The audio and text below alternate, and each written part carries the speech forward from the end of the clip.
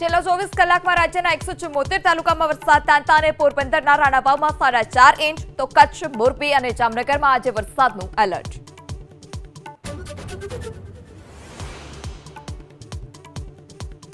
રાજકોટના રેસકોર્સમાં મેદાનમાં રાઇડ્સ સાથે યોજાશે જન્માષ્ટમીનો મેળો. સંચાલકોએ માત્ર ચાર્ટર્ડ એન્જિનિયરનું રજૂ કરવું પડશે સર્ટિફિકેટ. 28 જુલાઈ સુધીમાં હરાજી થશે પૂર્ણ.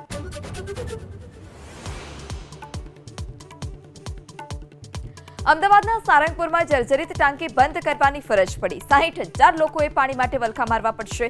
નવી ટાંકી બનાવવા 6 મહિના પહેલા ટેન્ડર બહાર પડાયું હોવા છતાં કામ ન થયું શરૂ.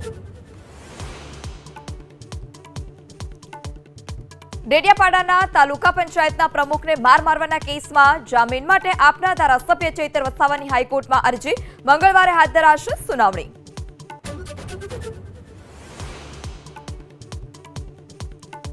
સુરતમાં ગટર મારફતે દૂષિત પાણી છોડવા મુદ્દે સંકલન સમિતિમાં ધારાસભ્યએ લીધો જીપીસીબીનો ઉધડો.